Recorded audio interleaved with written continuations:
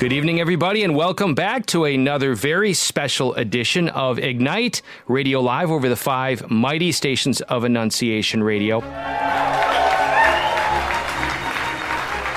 And as we are crossing into the second half of 2021, wow, we're into July, a lot to think about over the last year that has played out. It was a year ago at this time that we were in the throes of COVID shutdown, cancel culture, trying to figure out what was going on in the medical realm, getting conflicting information. The economy was being strained in ways we didn't know where we were going. We didn't know what was going to happen. And we have the wisdom of a year behind us now to kind of look at that, learn some lessons, but I think we also see, again, the election was layered into that, very consequential. So you have politics, we've got the medical situation, we have economy, and I might even say in the midst of that, theology, we have the church and how the church responded to this. I will just take all of that and say we are in a consequential time to look at what has happened, where are we at now, and where are we going forward. And I want to, in a particular way, have a conversation tonight about, if you will, our faith in light of money matters, in light of the economy, in light of jobs. These are significant things. If you read Scripture, Jesus spoke very often about money. Money is sort of the way in which we're not angels. We're down here on earth, and it's a means by which we transact, by the way we survive. And Jesus used it very often. It's not inconsequential that on the dollar bill it says, "In God we trust." So to have this conversation, I have 2 very good brothers in Christ, former guests, frequent guests on our program. We have Rich Cronin, who is a husband, father, owner of Cronin Auto Family, which is, I believe, 5 dealerships in Ohio area and also in Hillsdale, our beloved Hillsdale, where my brother's a professor and 2 children entering next year. And then we have Drew Blazsik, a professor of economics, and all around, I would say, scholar and gentleman, husband, father, and very delighted to have these men to talk about this. So how are you guys doing today? Doing great. Very good. Thanks for having us on. Doing awesome. Doing really good. So I think just to set this up, and then I'm going to ask us just kind of as a kind of maybe an icebreaker, get a little portrait of who our guests are here. I was struck by a conversation I had with Rich perhaps 2 months ago, followed a Pentecost 365 men's gathering. And I said, Rich, what are you seeing? How are things playing out economically over the past year? What are some insights that you have? And I was really kind of stunned, enlightened, if you will, at some of his thoughts about this. And as he was speaking, I have to say, I was left with this impression that I got watching the very first Lord of the Rings. Now, it sounds maybe overly dramatic, but Tolkien has this opening narrative, and Galadriel speaks this in this mystical way. She speaks in an elven tongue, and there's this interpretation. But it's simply this. This is what Tolkien puts at the very outset of the trilogy, Lord of the Rings. The world has changed. I see it in the water. I feel it in the earth. I smell it in the air. Much that once was lost or is lost, for none now live who remember it. So you have this setting, right, of this epic trilogy, Lord of the Rings, where we know that forces of good and evil are conspiring, but very few are familiar with it on the good side. They don't know that Mordor is going down, that Saruman has turned to the dark side. And it seemed similarly after a year that we're experiencing, things that we maybe relied on in the past are no longer reliable, that forces of good and evil are coming and emerging and rearing their ugly heads. Pope John Paul II prophesied of this at the second millennium in Philadelphia. He talked about the end game, if you will, that we are approaching a time where things of consequence throughout all of salvation history are coming to bear. And that kind of struck me a little bit. Rich didn't say that, but as we were talking about the past year, as I was asking him about economic realities, as he was kind of talking, I don't have a clear picture on it, but we're trying to figure it out. Before we get to that point, maybe that's just a bit of a teaser. We're gonna go into that in just a moment. But before we do, who are you, Rich Cronin, and give us some highlights from your summer? Oh, thanks, Greg. Yeah, I am Rich Cronin. I am the owner of Perrysburg Auto Mall and a couple other dealerships, as you mentioned. I'm the father of 3, the husband of my wife, Connie, for 25 years, 26 years. So we have 3 kids. 2 have graduated from college now. One is going to be a sophomore at University of Toledo next year. So, things are good at our house. Summer's good. I love summer. I love the warmth, and it's good to be here. Thank you. Awesome. Any particular highlights? You have Maddie and Abby, your two eldest daughters, working in the mission grounds as Catholics in Minnesota. Kind of nice that they're together, two different organizations. I always like to brag about them. I'm giving you permission to brag about them. Well, my oldest daughter is a missionary for St. Paul's Outreach in Minnesota. She's been there for a year. And Minnesota would be the last place I would want to go to, but she has absolutely loved it. And of all things, my daughter graduated from Franciscan. Maddie graduated from Franciscan this year, and she is now a missionary for Damascus summer youth camps. And they are opening a camp in Minnesota, of all places. So I have two daughters in Minnesota, which is kind of crazy, but the highlight of our summer is going to be a vacation we're going to have in August in Minnesota. So, again, probably the last place I'd ever think of vacationing, but it sounds like a good time that will be had. So, except for the Vikings, Minnesota's not a bad place. You know, I love Minnesota, the land of lakes. It's actually a beautiful area, but obviously rife with controversy following the George Floyd that sparked off all the tumult throughout the planet. And here we are, your daughter's being placed right in the epicenter of that, doing phenomenal transformative Catholic work. So that's pretty amazing. Drew Blazsik, who are you? And give us some highlights of your summer so far. Hi, Greg. So I work at Lourdes University, professor of finance, teach econ and finance there. We have a baby on its way. That's the highlight. Going to be born roughly around January 30th. So we have 6. Our oldest child is 10. And we live in Holland, Ohio. And it's been pretty fun this summer. We went on a little vacation to Kentucky and then Tennessee. And we went camping in one little tent with all the kids. How did that work out? It was all right. I kind of thought it might be smart to get another tent and kind of split up people. Or a bottle of bourbon since you're in Kentucky.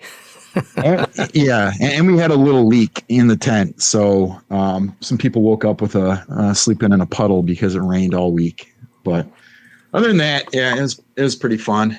Yeah, I think that's pretty much it. That's awesome. So just note for us this summer, Stephanie and I were very blessed to have our eldest daughter married to Colin Stroud, a profoundly moving experience for us in the journey of seeing Annie own her faith. And we know as parents, until they die, we will be parents and journeying towards eternity. But just what a blessing to see the choices that she and Colin made and how they gave witness to the Trinity. And then to find out last week, praise God, I'm a grandpa. So I didn't know what that would feel like to be a grandpa, but yeah, Annie is pregnant, probably a few short weeks right out of the gates with Colin, and so moving, and how that really is sort of transformative, right? To be thinking about the responsibility we have as parents. We all remember when our children were born. It does something transforming for us, but all the more as a grandparent to be mindful that we want our ceilings to be our kids' floors. And really, with that, let's launch into this program, because that's what we're really all about. Annunciation Radio and good Catholic ministry. You know, we want to just be attuned to God, the Father, in this moment, to live it fully and to cooperate with building the kingdom. So as I indicated in the beginning, may have sounded a little bleak, but let's be honest. Which of us have not felt a lot of the tumult in the past year, political, economical, ecclesial tumult going on. And so I've invited Rich and Drew to kind of paint a picture, to have the conversation about what they're seeing playing out, particularly in the economic sphere. And we as Catholics, of course, look through a theological lens. But I'm going to go back to where I was before in my conversation that prompted a lot of this. Rich has a lot of insight. He's at the helm there of his dealerships. He's a leader in many different realms in our community, very helpful to many Catholic organizations. And so I kind of asked Rich, Rich, what are you seeing play out here? What's happening? And I appreciated his candor. So let's just start there. Well, thanks, Greg. I mean, your introduction, you made me feel like I'm Frodo and I'm going to take the reins. I'm a car dealer. I worked as a CFO for a dealer group for 17 years. I have an interest in economics. I studied it in college, and I've always been a student of it. I'm a CPA as well.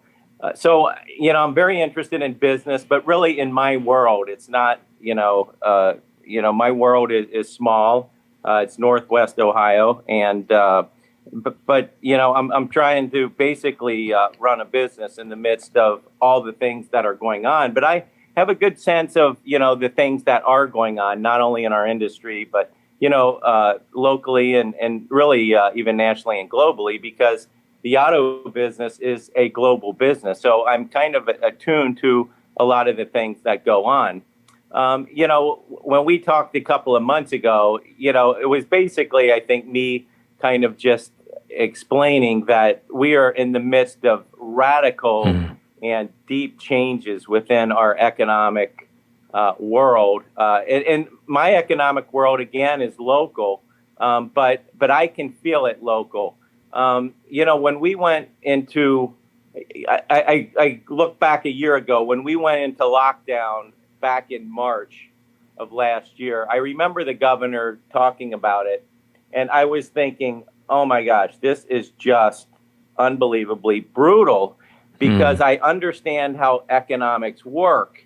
And economics are not a simple system. It is a very, very complex system of economies throughout the world. And our world is so integrated in regards to the supply chains, in regards to everything we do. So when states and governors and countries shut down, what we're doing is really throwing a whole wrench into an economic system that affects people on a very different scale. Now, at the time, I recall, the governor was declaring that certain business were essential, and our business in the auto business was declared essential. And I always knew it was essential. I mean, we do all the things that we fix cars for government officials and for highway and transportation, all of the things that we need. We sell trucks to those people as well. So we are very integrated in the system. I never doubted that we were essential. But in essence, there was a part of me that felt like, this is somewhat arbitrary in how they're deciding who's essential and who's non-essential. I was very thankful we were essential, but it was rather arbitrary. And basically, what I get at is all of a sudden, you have, quote, a free economy that people are busy doing things in the economic world. And all of a sudden you have governments and, governors and mayors and presidents telling us we can't work and can't do things, and certain people are to stay home and other people aren't. And you can't just turn things off for a couple of weeks, a couple of months, whatever it is, then turn it back on and think that everything is going to be normal again. It's not. The system was radically changed and radically, destabilized, I guess. So, over the last year, I look at, what's happening.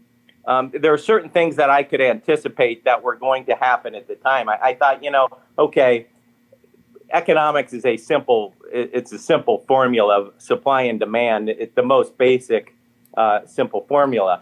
And, when you completely turn down the supply chain or turn it off around the world, that's a problem, because we're not producing anything. Okay. Now, regardless of what demand is, if there is no supply, prices are going to go up because there is no supply. So at the time, I anticipated I need to buy trucks, I need to buy cars, I need to buy parts, I need to be buying these things, not anticipating really what the demand side was going to be, but really understanding that there was going to be no supply. And so it worked out well for us. And at the same time that was happening, again, in my world, the car world, which is a huge global part of the global economy. But at the same time, all these things were happening. Then all these businesses at the same time were going out of business because, there is no business. And I recall at the time, the rental companies in particular were going into bankruptcy, and they were dumping vehicles like crazy. And I was like, just buy. And so we bought a bunch of these things. To tell you the truth, I wish I had bought more. I didn't buy enough. But here they were, rental companies dumping, everybody's dumping inventory. We're trying to pick up what we can and understanding, I don't know what the demand side of this is going to look like. Well, after a month or two of lockdown, all of a sudden people start waking up and going about business slowly. And all of a sudden demand in certain industries went through the roof. And our industry is one of them. Trucks were on fire for demand. And so all of a sudden, I was very fortunate that I had the inventory to sell them, and I quickly sold out of that. But at the same time, we saw, supply chain basically breaking and, demand coming back radically high. And so, what does that do? It puts a strain on the entire structure, and prices have gone up radically.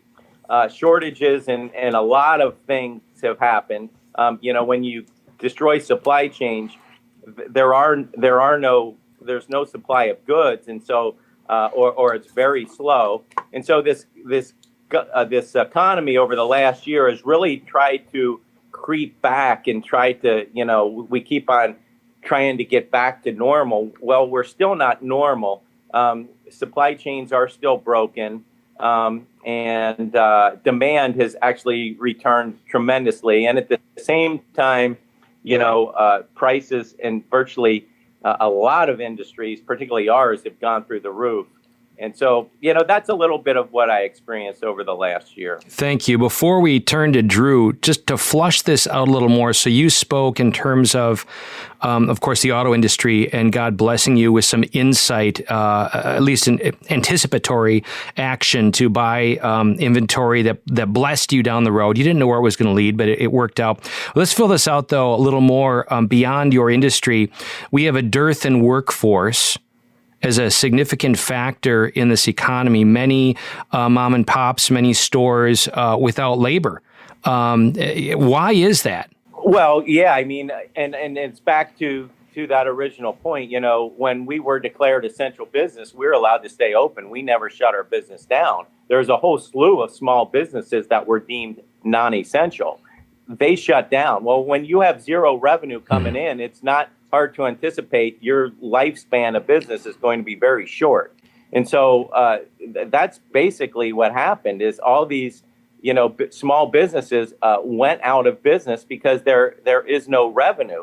At the same time, the longer you shut down, the more things change. And so, you can't just come back a month later and say, oh, everything's normal. I'm going to bring back all my employees. Well, those employees, some of them went to work in other places. Some of them stayed home because the economics were better to stay home. There's a lot of things that changed.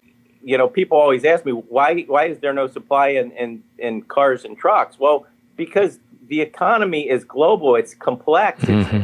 There's so many things going on in the world. And so when you shut down parts of the world, then you just can't get going. Another example, we repair cars through our body shop. We're fixing this truck, and we see a part that we need, and the part's available, but this manufacturer can't get it to us because they have no workers at this point in time.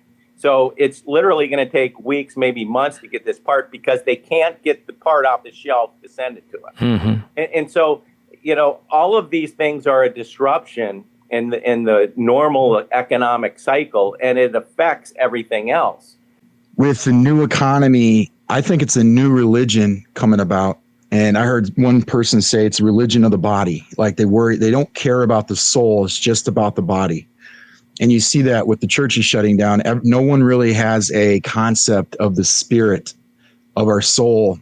And I think that's unfortunate. In regard to a lot of companies cannot find work, I think the main problem was you shut down everything and you gave them this massive unemployment checks. So you got your normal unemployment, and then you got, I can't remember the exact amount per week, 300 to 600 extra. So the majority of people working like as a waiter or those certain jobs would get paid more just sitting around, and that lasted for a long time. I think it's up until recent, the states have actually cut back on that. I think Ohio recently has to get people back to work. And I talked to some business owners, they're trying to hire. You call those people that they had working before, they didn't want to do it. They got paid more sitting at home. And I think that was the problem. You gave them an incentive to stay at home. But I think a larger problem, I think this is my red pill I've taken this last year. When you take econ courses, you kind of think that there's only two forms of economic systems, which is capitalism and communism. And my red pill is that both of these systems, even though they're against each other, but they both lead to globalism. And you see the global effects during this whole lockdown. What businesses really had a lot of success, saw their earnings go up? Amazon. Like these global companies were benefiting as a small local businesses. And if you go back to the political aspect, liberalism hates anything local. Liberalism is global. Liberalism is that's what communism is. That's why they hate local police departments. They rather have a federal police department. That's why they hate small businesses. That's why they want the large businesses. So that's my red pill. Growing up as a conservative, I always thought that big business is a conservative frame of mind. But I think that's all politics. I think liberalism is capitalism. It's controlled by people that own it. Let's say Bezos and the Gates, and they all want globalism. Communism is the political aspect controlled by the political leaders, but they both lead to globalism, which I believe is a bad thing. So thank you, Drew, for that.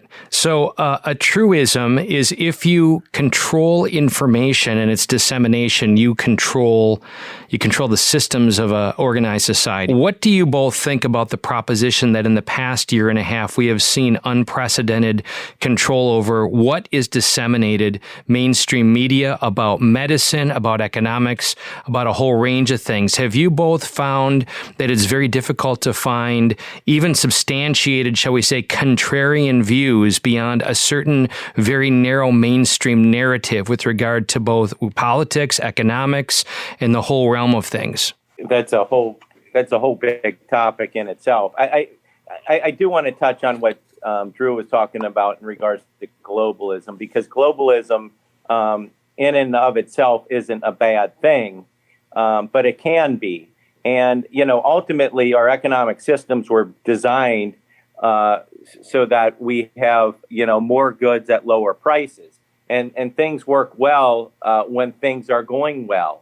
And all of a sudden, when the levers of government try to control things, it changes the dynamics a great deal. And all of a sudden, governments are kind of dictating what is good and what is bad. DeWine shut down the state of Ohio for a number of weeks or months or whatever it was. I don't think Governor DeWine is a bad person. I think he's a very good person. But he gets information and makes decisions based on that information. I think President Trump did the same thing. He got information and was told by, quote, scientists and other experts that we need to lock down. But the fact of the matter is, we're looking at a small slice of what's happening. You're not looking at a big picture. And the big picture is that choices have, when we make economic choices, it has economic consequences. And so you have to look at it and say, is this good or is this bad if I do this? And government getting involved in things, what Drew was talking about is these economic systems ultimately result in globalism. And globalism, quite frankly, could result in totalitarianism, which is a very, very bad thing. And so when these governments and entities start dictating, what is good and what is bad, ultimately good and bad is defined by the state.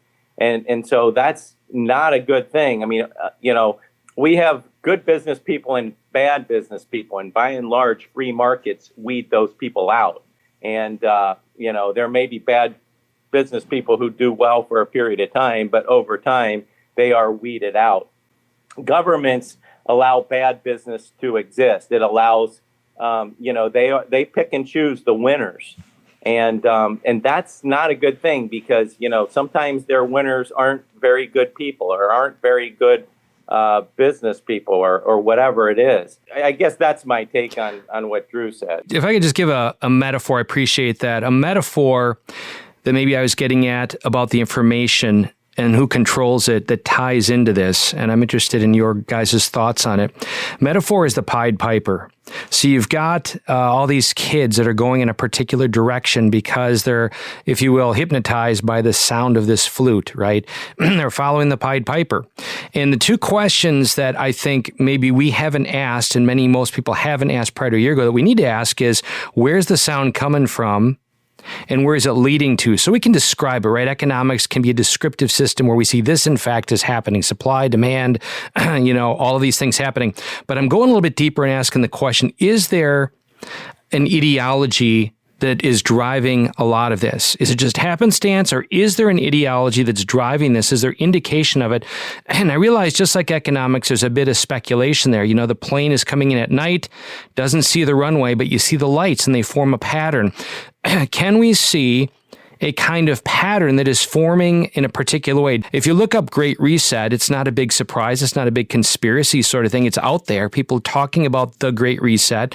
And my best understanding of it is there are major forces in the world, in every government throughout the world, that are complicit in turning the core ideology from the dignity of the human person to ideology of the globe or Earth, and we ought to have a concern for the Earth, don't get me wrong, but a focus and a fixation that is willing to even sacrifice things, i.e. jobs, economic status, etc., for the benefit of this purported danger, if you will, of economy and Earth. At least that's the narrative that I see by those who are holding the strings, playing the kind of Great Reset ideology.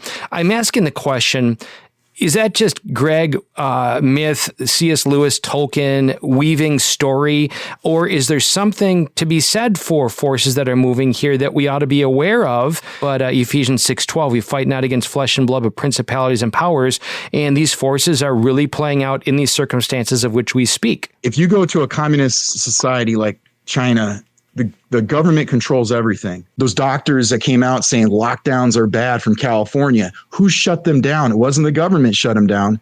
It was big business. Google shut them down, threw them off YouTube. All their videos are done. And then eventually I think they got in trouble with their medical. So when I look at things like that, what are the powers to be? When we talk about the Great Reset, when they met in Davos, I think Trump went there and he kind of like blasted them. America is great a couple years back, and that's why they hate him. Well, who's there? You're talking about all the big time oligarchs from technology. You got Visa, CEO of Visa there, MasterCard. It is the real driving force of the capitalist society is this big business. And when you go to the globalist society, they are controlling everything. And if you look at all the big businesses, and if you guys notice in the news, everybody is woke in the business, besides the local business. Small businesses aren't. Every single big business, I can't think of one big business other than McDonald's is the only business that has not been woke. Like they don't get woke. It's kind of funny. There is a driving force that is, if you want to participate and get wealthy in this global economy, you have to play by the rules. And I don't think it's a coincidence that every single CEO is a liberal aspect or liberalism they present. It's that if you want to participate, you have to play by these rules. If you don't play by the rules, if you guys remember the story of Parler, they were the number one app, the number one social media platform during right after the election. And instantly on a Friday, big business got together. Apple kicked them off. Google kicked them off the phones. And then Sunday night, 2 days later, Amazon was the web host service, eliminated their thing. They all got together and did it. So if you don't play by the rules, if you don't participate, you get shut down. And I think that's a scary thing. Now, what's the driving force? Communism is the in-your-face government intrusion. We're going to take over. Capitalism is a slow process to get to globalism. And like what Chesterton said, the problem about capitalism is too few own capital. And I'll tell you, and this is kind of off subject. If you look at what the popes have taught in the 1800s, if you look at actually what the Catholic Church has always stood for is more of a distributism way of things, where the individual owns capital. And I know we don't have time to go into that into this radio show, but I think they're, learning about economics. There's other economic systems that is a Catholic worldview that brings everything to the local level. And I think that's important in government and in business. Well, and I do like your ideas in regards to big business has really controlled governments, and it may not have been, may have been that working that way, but you have governments complicit with big business and so forth. So you have a group of people who are making decisions, a lot of them bad for our local economies, and so that it has been stressful. And you are correct in regards to, all of a sudden there are certain rules that you have to play by if you want to be in business. And, by and large at the local level, those rules don't necessarily apply unless you live in certain places, like maybe Minneapolis or I've walked through St. Paul and Minneapolis, and you see signs on windows that basically say, we support George Floyd, we support Black Lives Matter, we support these things. Because if they don't, they're afraid that their windows will get broken into, and people will thieve their businesses. So there is kind of this complicity in regards to, okay, I have to play by the rules if I am going to survive, and that's ultimately a very, very bad thing. I just want to read from the World Economic Forum because it ties in these matters of economy and capitalism, globalism, etc., and Great Reset. So basically, I'm just going to read right from this page because it's the narrative that I think underlies a lot of this. And again, who's controlling this, right? And why is it that contrarian views are pushed off of the major media platforms? So COVID-19 lockdowns may be gradually easing, but anxiety about the world's social and economic prospects is only intensifying. There's good reason to worry. A sharp economic downturn has already begun, and we could be facing the worst depression since the 1930s. But while this outcome is likely, it is not unavoidable. To achieve a better outcome, the world must act jointly and swiftly to revamp all aspects of our societies and economies, from education to social contracts and working conditions. Every country from the United States to China must participate, and every industry from oil and gas to tech must be transformed. In short, we need a great reset of capitalism. And then it goes on to explain all of these reasons. Now, I'm pulling a page more because I was more attuned to the, shall we say, the pharma industrial complex and how the major media drivers were complicit in advancing the vaccines, which were emergency with, Robert Malone, of course, created the mRNA technology. He's become a little bit famous in the last 2 months for coming out and not dismissing the technology. The guy created it, but talking about the degree to which the concerns have been entirely suppressed. And of course, we've known through the last year, why is it that when you have great testimony by peer-reviewed doctors, the Great Barrington Declaration, over 5,000 doctors, talking about things like ivermectin, which is a very has been a very effective remedy, if you will, to things like, COVID-19. Why is it that has been completely suppressed? So I'm raising the question here that we're operating in a world where, versus 5 years ago, we don't have all of the data. We're not allowed to see the right data that's giving us insights into things that are happening. And as you described, Rich, in the very beginning, edified by you, Drew, also, there does seem to be some controlling forces that are playing out that are more than happenstance. And I know that this sounds somewhat conspiratorial, but I think we see at least a portrait of things that are causing concern. So let's shift, if you don't mind. There's things playing out as beyond our control. We see, businesses that a lot of them are failing because there are workers and they don't want to work because they're getting handouts. Just announced this past week, another round of handouts of money we don't have. What is that going to do to our economy? What is it going to do, this helicopter money, so to speak, that the government keeps printing out? What do you intuit is the end game? I mean, why is this happening? What is happening? What can we hope to happen? And at the same time, just want to raise the question, the China factor. I mean, everything I'm reading in the Wall Street Journal and objective forces are kind of showcasing the dominance that China is having in almost every area. Are these legitimate concerns, and what do they mean for us right now? You hear about what they're doing, like every month, depending how many kids you have, depending on their age, you get a certain amount of money.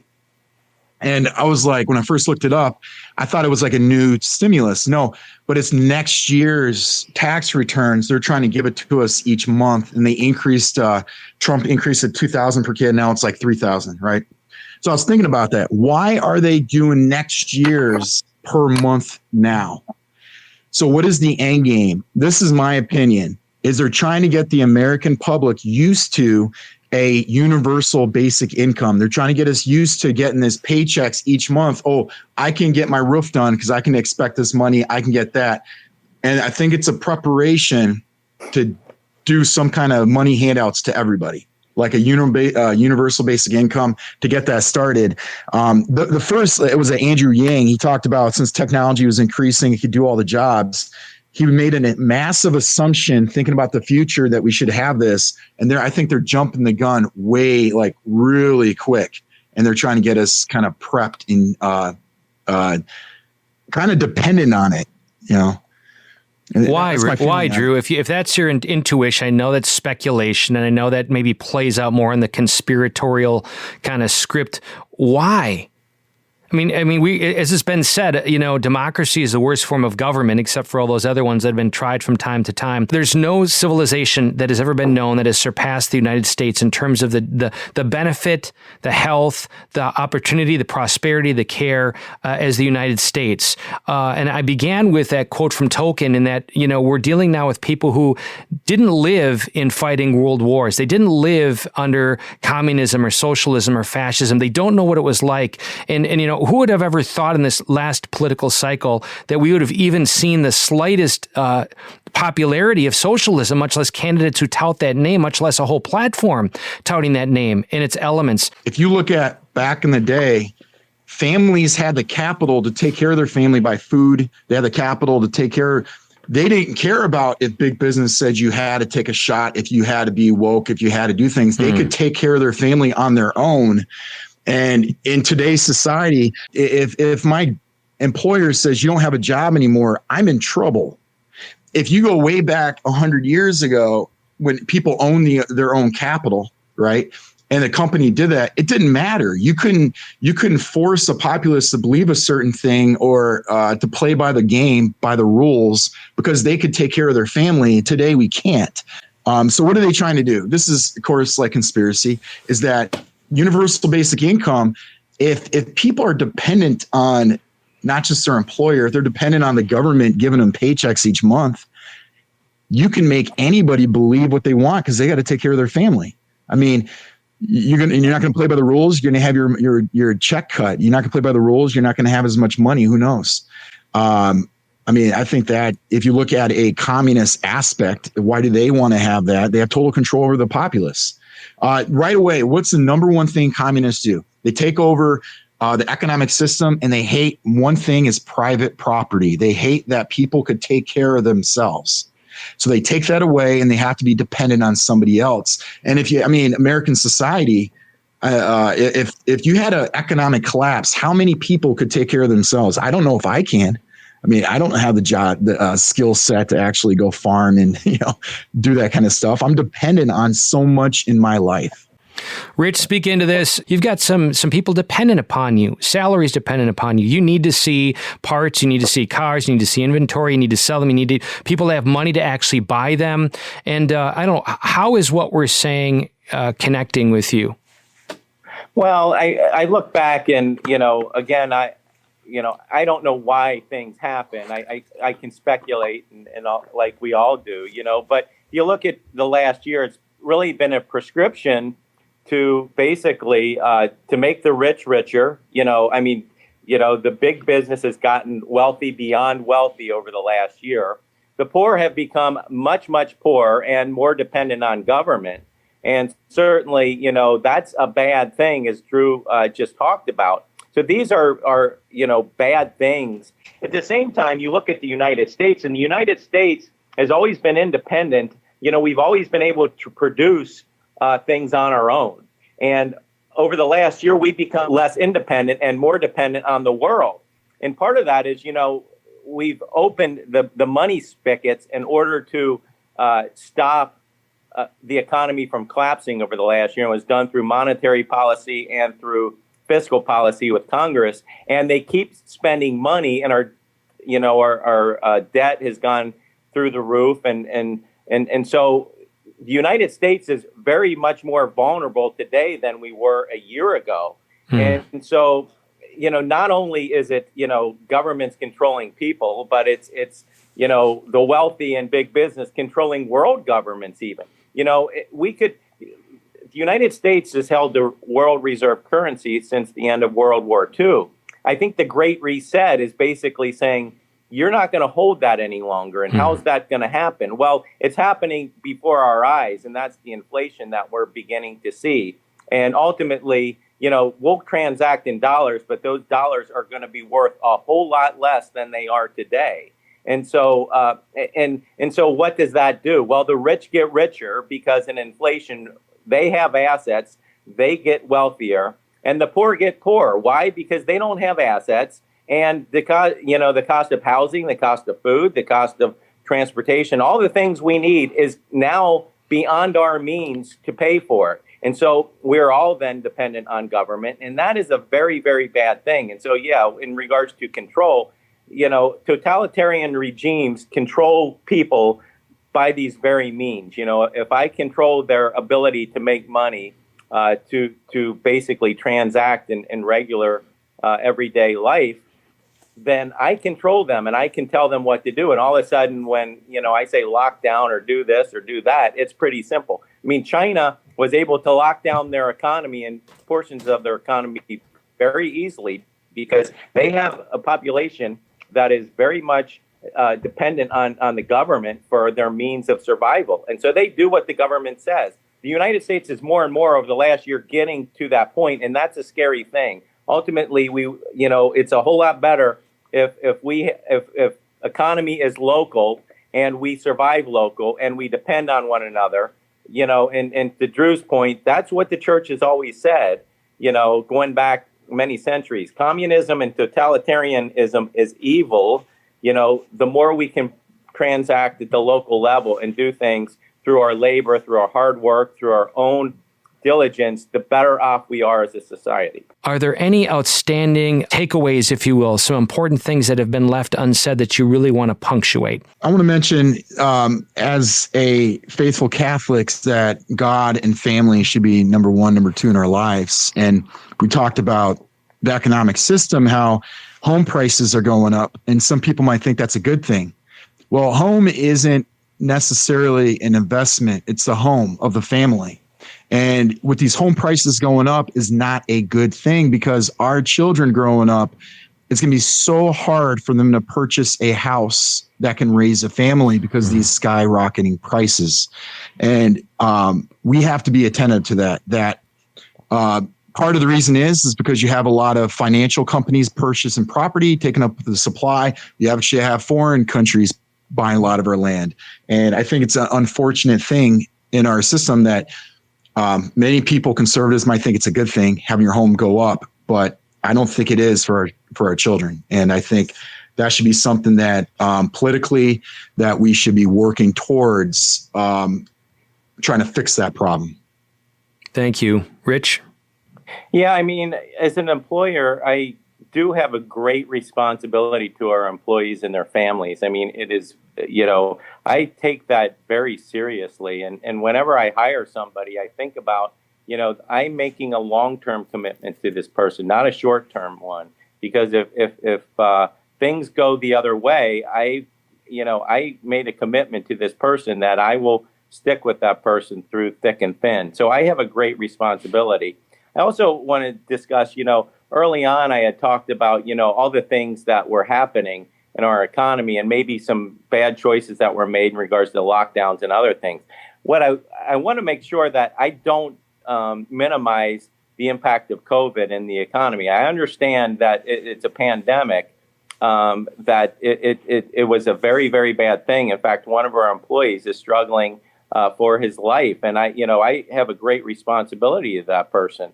But on the other hand, we talked about there's economic choices that we make, that are good and bad. And sometimes we make choices to thinking we are doing some good when in fact we are probably creating, longer harm or harm that is going to be greater in the long run. And, during the midst of the lockdowns, I remember the UN coming out saying, there's going to be massive poverty and malnutrition and starvation around the world to the tune of millions of people as a result of these COVID lockdowns. Well, we're in the midst of that now, the repercussions of all the things that were happening. And so the question is, as employers, as business people, but also as just everyday people, how do we move going forward? And, the simple prescription, a recession is when your neighbor gets unemployed, and a depression is when I'm unemployed. We are in the midst of a recession, depression that's it's very difficult for a lot of people. And as we talked about, there's a good portion of the population that is really struggling to make ends meet on an everyday life. And so our hearts feel for them. So what can we do as employers, as people at the church and so on? Obviously, to support our neighbors, to be good citizens, to do everything we can, and also to prepare, maybe for the next crisis as well. How do I prepare for it? Well, at the beginning of this crisis, I sat down with our employees. I said, you should have, a month to 2 months of food sitting on the shelves. We saw that in the midst of crisis last year, everyone ran for toilet paper, and if you had too much of it, you were considered a hoarder. Well, in the next crisis, you don't want to be considered a hoarder if you're going to get food. You need to have that on the shelf and be prepared.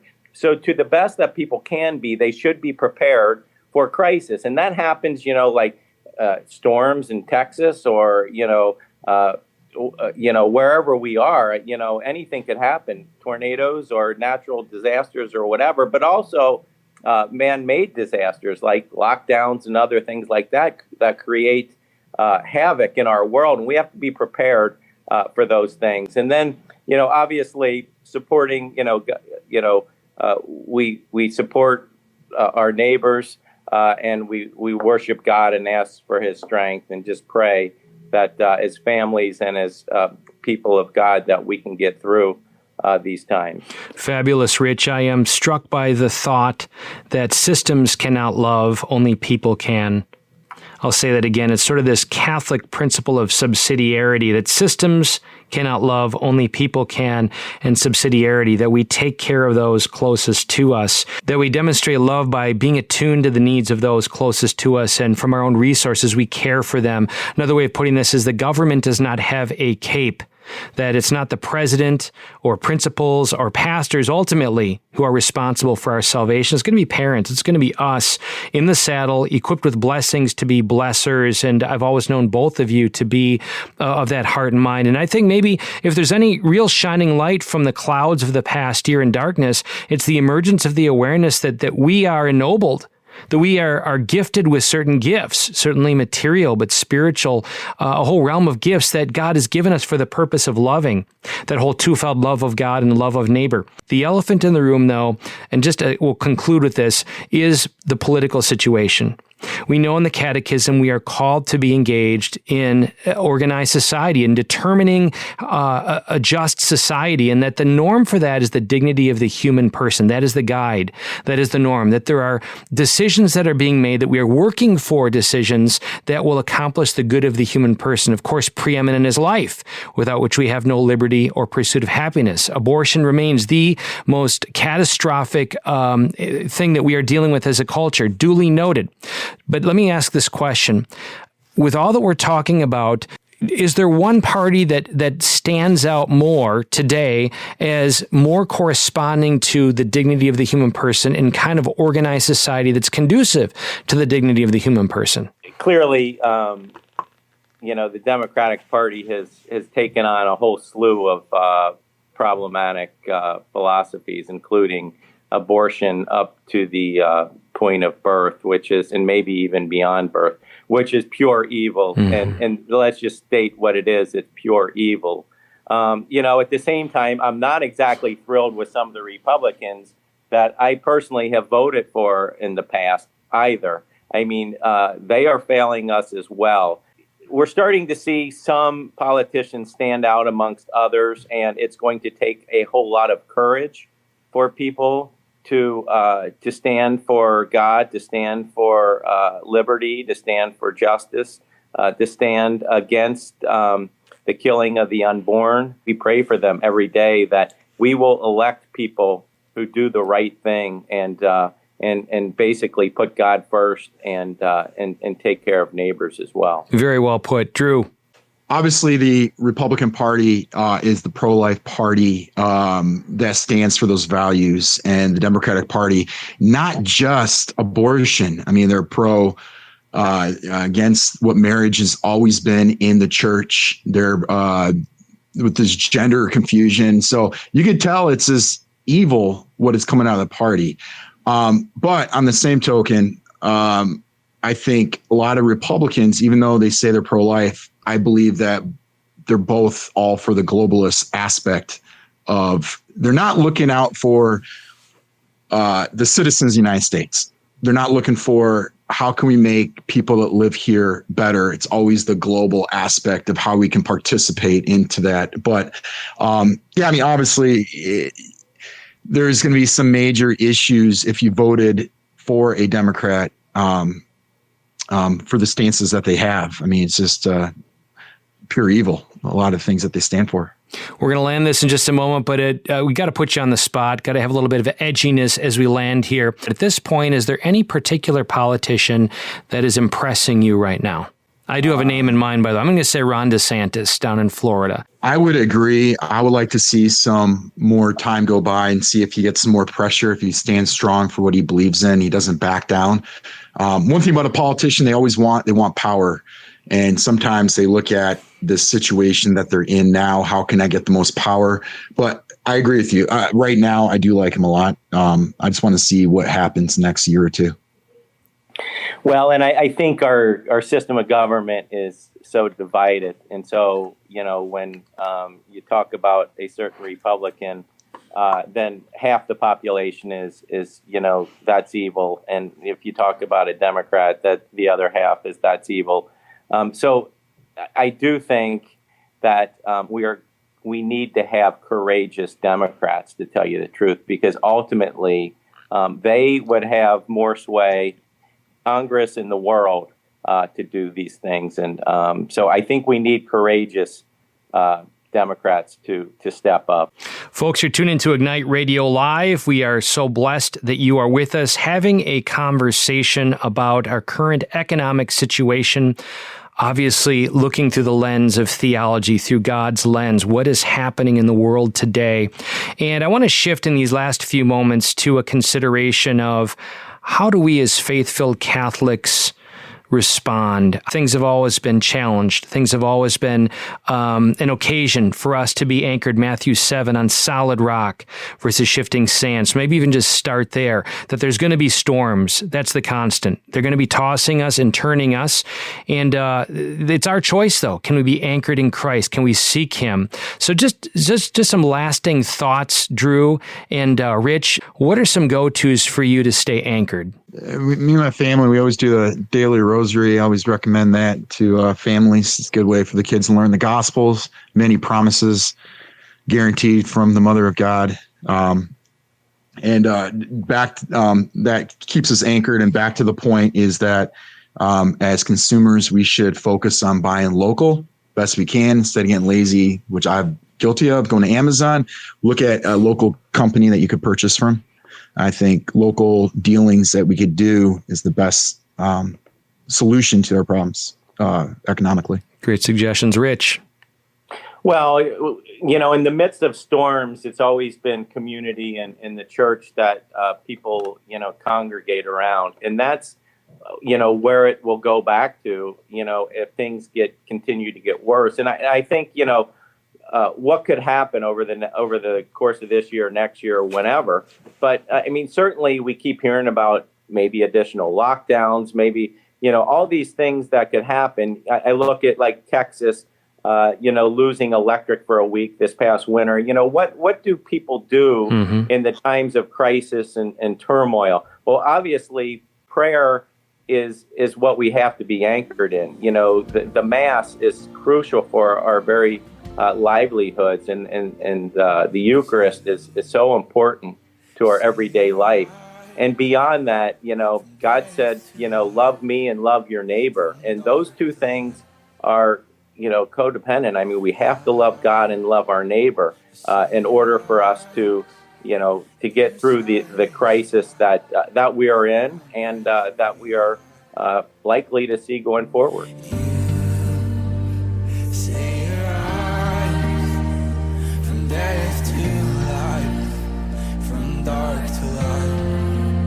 Folks, thanks so much for being tuned into Ignite Radio Live. We're talking about a changing of the tide, and in many images in the gospel of Christ being on the water in stormy seas, and him calming the seas, and him speaking to the seas, right? And even walking on the water. He is the Lord over the water. He's Lord over the tide. Just join us in this very moment in declaring Christ, Jesus Christ, as Lord over all. Of all the things that we have zero control over, we do have control over this moment, this sacred moment, this I am moment, and to say, Lord, inhabit this heart that you made for yourself. I want to know you more completely. I want to live for you. I want to be your presence to my spouse, to my family, to my world. Imagine if right now, brothers and sisters, we did this more earnestly. I'm convinced that that is the cornerstone of civilization. That's the cornerstone of politics, of economics, of every other thing. This one consequential thing we can do right now. So that's my prayer. That's on my heart. By the way, I do want to invite you all who are listening right now to come to our Belief and Beverages nights. What are these? They're free the third Thursday of every month, 6:30 p.m. Great occasion of prayer, great occasion of a message, of formation, of community, and really to unite this region across whatever ministries, whatever churches you go to unite us in a sense of prayerful attunement to the heart of God in making a difference. You can find out more at massimpact.us/BNB, massimpact.us/BNB. Till next time, thanks so much, Rich and Drew, for being with us. God bless you.